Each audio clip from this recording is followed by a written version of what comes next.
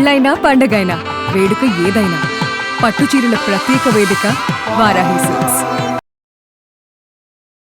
నమస్తే, welcome to Suman TV. నేను పద్మిని. ప్రస్తుతంతో పాటు ప్రముఖ ఆధ్యాత్మికవేత్త, వాస్తు జ్యోతిష పండితులు బ్రహ్మశ్రీ నిట్టెల ఫణిభాస్కర్ శర్మ గారు మనతో పాటు ఉన్నారు. మాట్లాడదాం. ఫణి గారు నమస్కారం అండి. నమస్కారం అండి. అయితే చాలా విషాదకరమైనటువంటి అంశాల గురించి మాట్లాడటం నిజంగా హార్ట్ బ్రేకింగ్. అది డెఫినెట్లీ నేపాల్లో జరుగుతున్నటువంటి అంశం మనం చూస్తున్నాము. మీరు నాతో మాట్లాడిన దాఖలాలు కూడా ఉన్నాయి, పర్సనల్గా మనం మాట్లాడుకున్నాం కూడా. రాశి త్రయం జరుగుతున్నప్పుడు గురువుకి సంబంధించి డెఫినెట్గా హాహాకారాలు జరుగుతూ చాలా మంది జన నష్టం అనేది జరుగుతుంది అని మీరు చెప్పడం జరిగింది. దాని ఇంపాక్టే అనుకోవచ్చా? అసలు ఇట్లా ఇంత ప్రకృతి బీభత్సానికి కారణం ఏమై ఉండొచ్చు? ఇంకా ఎన్నాళ్ళు ఇట్లాంటి పరిస్థితులు ఉండొచ్చు? ఇవన్నీ ఒక్కసారి మీ ద్వారా. తప్పకుండానండి. శారదా చంద్రమౌళీశం రత్నగర్భ గణేశ్వరం శంకరం చరుష్య శృంగేశం తుంగాం లోకగురువున్ భజే. శృంగేరి శారదాపీఠ ఉభయ జగద్గురు యొక్క పాదపద్మాలకి నమస్కారం చేసుకుంటూ ఓం శ్రీ మహాగణాధిపతి నమః, శ్రీ గురుభ్యో నమః, హరి ఓం. ముఖ్యంగా ప్రకృతి వైపరీత్యాలు, ప్రకృతి స్వరూపమే అమ్మవారు. మన ఋషులు మునులు చేసినటువంటిది ఏంటి అంటే ప్రకృతితోటి మమేకమై జీవనాన్ని సాగించేటువంటి పద్ధతినే వాళ్ళు ఎప్పటి నుండో ముందుకు తీసుకెళ్లారు. ఆ ప్రకృతిలో వచ్చేటువంటి మార్పుల్ని గమనిస్తూ ఆ ప్రకృతిలో మార్పులు ఎలా వస్తాయి అంటూ దానికి ఒక బేస్గా జ్యోతిష్ శాస్త్రాన్ని, అంటే ఇది కాలాన్ని గురించి చెప్పేటువంటి శాస్త్రం కాబట్టి పలానా కాలాల్లో నీకు ఈ మార్పులు ఏర్పడుతూ ఉన్నప్పుడు లేదా నీ దృష్ట్యా మనం చూసినప్పుడు ఖగోళంలో ఈ మార్పులు జరిగినప్పుడు భూమి మీద కూడా దాని తాలూకు ఇంపాక్ట్ ఉంటుంది అని వాళ్ళు ఖచ్చితంగా రాసినటువంటి పరిస్థితులే సంహితా గ్రంథాలు కానీ, జ్యోతిష గ్రంథాలు కానీ, లేదా సిద్ధాంతపరమైనటువంటి గ్రంథాలు కానీ ఏమైనా. అందులోనే పంచాంగ సరళి అనేటువంటి గ్రంథంలో స్పష్టంగా రాయడం జరిగింది. ఏకస్మిన్ వత్సరే జీవే రాశిత్రయం ఉపాగతే కుణపై సప్తకోటిభిః అన్నారు. అంటే ఒకే సంవత్సరమందు గురువు 3 రాశులు ఎందు గనక సంచారం చేస్తే అప్పుడు ఏమవుతుంది? 7 కోట్ల మంది ప్రజలు పీడింపబడతారు, 7 కోట్ల పీనుగులు లేస్తాయి అని చెప్పి అందులో రాయడం జరిగింది. సరే, దీని గురించి పరిశోధన చేసినప్పుడు ఇది ఎప్పుడు వచ్చింది? ఈ సంవత్సరంలో గురుడు మొట్టమొదటిగా మిథున రాశిలో సంచారం చేశారు. జూన్ 2వ తారీఖున కర్కాటక సంక్రమణం చేశారు. నవంబర్ 1న గురువు మరలా సింహంలోకి సంక్రమణం చేస్తారు. గురుడు సింహ సంక్రమణం అనేటువంటిది జ్యోతిష్ శాస్త్ర రీత్యా అది ఒకంత ఇబ్బందికరమైనటువంటి కాలంగానే చూస్తారు. అది మనకి అంటే అతిచారంలో వచ్చింది కాబట్టి మనం పుష్కరాలు అవి చేసుకోం. కానీ ఆ గురుని యొక్క అతిచార పరిస్థితి ఎప్పుడైతే మఖా నక్షత్రం నుండి మఖాది పంచపాదేశు 5 పాదాల్లో ఉంటుందో అసలు ఏ విధమైన శుభ కార్యక్రమాలు మనం దేశవ్యాప్తంగా చెయ్యం. అటువంటి పరిస్థితుల్లో మరి ఈ గురువు 3 రాశుల్లో సంచరిస్తూ ఉండడము, శనేశ్వరుడు వక్రగతిలో ఉండడము, మరలా కుజుడు స్తంభిస్తూ ఉండడము సింహరాశి యందు, ఇవన్నీ కూడా ఏంటి అంటే జ్యోతిష్య పరంగా కొన్ని రకాలైనటువంటి ఇబ్బందులను సూచిస్తాయి. గతంలో ఇది ఎప్పుడు దాదాపుగా 2025 అక్టోబర్ నెలలో చూసిన వెంటనే ఈ విషయాన్ని అందరికీ చెప్పడం జరిగింది. ఎలా వస్తుంది ఇంపాక్ట్? మీరు గమనిస్తే ఈ సంవత్సరం ప్రారంభం దగ్గర నుండి ప్రజలు గ్యాస్ దొరక్క ఇబ్బంది పడ్డారు, పెట్రోల్ ఒక్కొక్కసారి దొరక్క ఇబ్బంది పడ్డారు, లేదా అనేక రకాలైనటువంటి ఉపద్రవాలు, లేకపోతేనేమో ప్రకృతి వైపరీత్యాలు, వరదలు, లేకపోతే ఇంకోటి ఇబ్బంది పడ్డారు. ఇప్పుడు ఈ నేపాల్కి సంబంధించినటువంటి విషయం మనకి జ్యోతిష్ శాస్త్ర రీత్యా మీరు కూడా అధ్యయనం చేస్తున్నారు కాబట్టి ఒక విషయాన్ని గమనించండి. ఈ గురువు ఒక దిక్కుకి ఆధిపత్యాన్ని వహిస్తారు. ఈశాన్య దిక్కుకి గురువు ఆధిపత్యాన్ని వహిస్తారు. ఈశాన్యంలోనే కదా ఉన్నాయి ఇవన్నీ.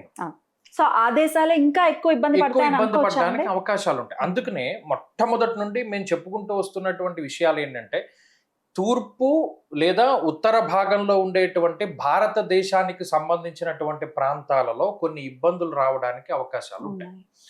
ఇప్పుడు అస్సాం ఉంది, కామాఖ్య ఉంది, లేకపోతేనేమో కలకత్తా ఉంది, ఆ పైన ఉండేటువంటి స్టేట్స్ లేదా ఆ ఈశాన్య భాగంలో ఉండేటువంటి ఇవన్నీ కూడా ఇబ్బంది పడడానికి ఎక్కువ అవకాశాలు ఉన్నాయి. మొన్న ఈ మధ్య అస్సాంకి ఇప్పుడిప్పుడే కొంచెం తగ్గాయి వరదలు అవి కూడా. ఇంకా ఏమైనా మళ్ళీ ఇంపాక్ట్ ఉంటుంది? తప్పకుండా ఉంటుంది. ఈ సంవత్సరం మొత్తము కూడా దాన్ని ఇంపాక్ట్ చేస్తూనే ఉంటుంది. అందుకనే అందులో ఇంకోటి ఏంటంటే గురువు మారిన వెంటనే ఫలితాన్ని ఇచ్చేటువంటి గ్రహం కాదు, కొంచెం స్లో ఉంటుంది. స్లో మధ్యస్థ, అంటే మధ్యలో వచ్చినప్పుడు, అంటే ఆదిగతో ఫలదో రవి భౌమో, మధ్యగతో ఫలదో గురు శుక్రులు ఇద్దరు కూడా మధ్యలోనే ఫలితాన్ని ఇస్తారు. కాబట్టి గురుడు ఎప్పుడు మారారు? జూన్ నెలలో మారారు. జూన్ నుండి నవంబర్కి మధ్యలో సరిగ్గా ఆగస్టు మాసంలోనే దాని ఇంపాక్ట్ కనపడింది. కాబట్టి ఇక్కడ అంత పర్టికులర్ గా ప్రకృతి పనిచేస్తూనే ఉంటుంది. రాత్రి పగలు ఎలా వస్తూ ఉంటాయో అలాగే ఈ ప్రకృతి నియమాలను అనుసరించి గ్రహ సంబంధమైనటువంటి ఈ అతిచార వక్రాలు ఇవన్నీ కూడా ఎందుకు ఏర్పడతాయంటే ఇవే.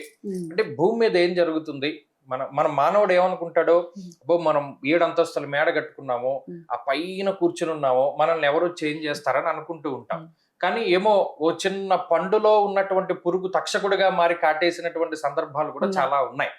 కాలం బలీయమైనది. ఆ కాలాన్ని గురించి తెలిపేటువంటి శాస్త్రాలు మన దగ్గర ఉన్నప్పుడు వాటి పరిశోధనకి ఇంకా మనం మెరుగు పెడుతూ, అంటే వాటికి సంబంధించిన మూలాలు గ్రంథాలు ఇవన్నీ కూడా చాలా వరకు అంతరించిపోతున్నాయి.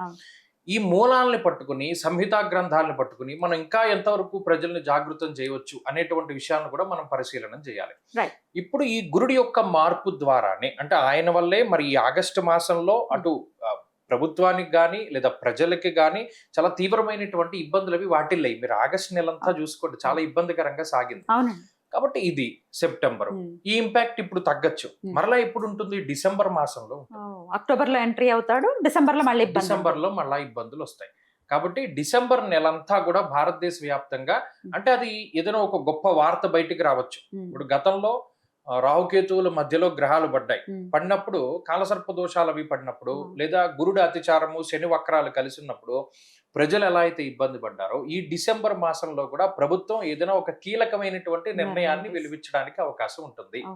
ఆ ప్రభుత్వ పరంగా తీసుకున్నటువంటి నిర్ణయాల వల్ల అవ్వచ్చు, లేదు ఏదైనా మన నిత్యావసర వస్తువులు భయంకరంగా పెరగచ్చు. ఇప్పుడు మన పంచదార పెరిగింది చూసారు, తీపి వస్తువులకు ఎవరు కారకుడు? గురు. ఎటు చూసినా మీకు గురుడే కనబడుతూ ఉంటారు. డిసెంబర్ లోనే అంటున్నారు. అదే డిసెంబర్ లో రాహుకేతువుల మార్పు కూడా కేతువుతో కలిసి గురువు ఉండబోతున్నాడు. ఇది ఎక్కువగా ఆధ్యాత్మిక ప్రాంతాలలో దాని ఇంపాక్ట్ ఎక్కువగా ఉంటుంది. అంటే మళ్ళా వరదలో ప్రకృతికి సంబంధించినటువంటివి ఏవోటి అవి. ఇప్పుడు గతంలో చూసుకుంటే మనం చాలా ప్రాంతాలు వరదలో చిక్కుకోవడము ఇలా ఇవన్నీ కనబడ్డాయి కదా. సో మీ ప్రొడిక్షన్స్ బట్టి చెప్పండి, ఇప్పుడు వెళ్ళాలి అనుకునే వాళ్ళకి, డిసెంబర్ ఆ ప్రాంతంలో వెళ్ళాలి అనుకునే వాళ్ళు ప్రత్యేకించి ఏ ప్రాంతానికి వెళ్లకుండా ఉంటే శ్రేయస్కరం అని అనుకోవచ్చు? ఉత్తర భారతదేశంలో ప్రత్యేకించి తూర్పు ఈశాన్య ప్రాంతాలని వారు వదిలిపెడితేనే చాలా మంచిది. ఆయా ప్రాంతాల్లో ఎక్కువ ఇబ్బందులు వాటిల్లడానికి అవకాశం ఉంటుంది. అది ఎక్కువగా మనం చూసుకోవాలి. అలాగే ముఖ్యంగా నిత్యావసర వస్తువులు, పెట్రోల్ కానీ డీజిల్ కానీ ఏదైనా ప్రజలు ఇబ్బంది పడేటువంటివి విపరీతంగా పెరగడానికి డిసెంబర్ నెలలో అవకాశం ఉంటుంది. అలాగే ఏదైనా ప్రజలు ఇబ్బంది పడేటువంటి ప్రకృతి విపత్తులు కానీ, లేదా భయంకరమైనటువంటి చలి కానీ, ఇటువంటి వాటిని కూడా మనం ఫేస్ చేయొచ్చు, అవకాశం ఉంది. కాబట్టి వాటి పరంగా కొద్ది జాగ్రత్తలు తీసుకుంటేనే మంచిది. సో అటు అస్సాం, కాల్కటా అటు సైడ్ వెళ్లకుండా ఉంటేనే బెటర్, ప్రాంతాలకు వెళ్లకుండా ఉంటేనే చాలా మంచిది. అటుపక్క ప్రాంతాల్లోనే ఇబ్బందులు వాటిల్లడానికి అవకాశం ఉంది. రైట్. అయితే మళ్ళీ జనవరి 24వ తారీఖున మళ్ళీ ఆయన కర్కాటక రాశి ప్రవేశం అనేది గురువు జారి, అప్పుడు ఏమైనా కొంత లేదు, అప్పుడు ఇంకేం ఉండదు. కర్కాటకంలోకి వచ్చేసినప్పుడు మరలా ఏం ఇంపాక్ట్ ఉండదు. మళ్ళీ ఎప్పుడైతే జూన్ నెలలో మన గోదావరి పుష్కరాలు ప్రారంభమవుతాయో అప్పుడు మళ్ళా మనం జాగ్రత్తగా చూసుకోవాలి. మళ్ళీ సింహరాశి ప్రవేశం, సింహంలోకి ప్రవేశం చేస్తారు కాబట్టి సరే. చాలా మందికి ఏంటంటే మఖాది పంచపాదేశు, చాలా మందిలో ఒక అపోహ ఏంటంటే పుష్కరాలకు 6 నెలల ముందు 6 నెలల తర్వాత ఏం చేయకూడదని అంటారు. సరే, అది మనం వేరే వీడియోలో ఏదైనా చేద్దాము. కానీ ఏంటంటే మళ్ళా గురుడు యొక్క సింహరాశి ప్రవేశం కూడా కొద్దిగా ఇబ్బందికరమైనటువంటి, అవును, ఇన్ జనరల్ గా కూడా సింహరాశిలో ఆయన కంఫర్టబుల్ గా ఉండడు అని వింటూ ఉంటాం. ఇబ్బందికరమైనటువంటిది. అందులోనూ ఆయన సొంత రాశి అయినటువంటి మీనం దగ్గర నుండి అది 6వ రాశిగా చెప్తారు.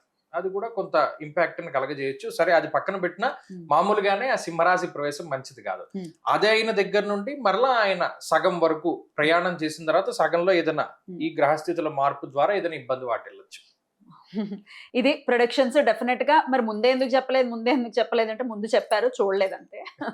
ఎప్పుడో లాస్ట్ ఇయరే చెప్పి ఉన్నారు రాశిత్రయం జరుగుతోంది, జాగ్రత్త అని చాలా సార్లు ఫణి గారు చెప్పి ఉన్నారు.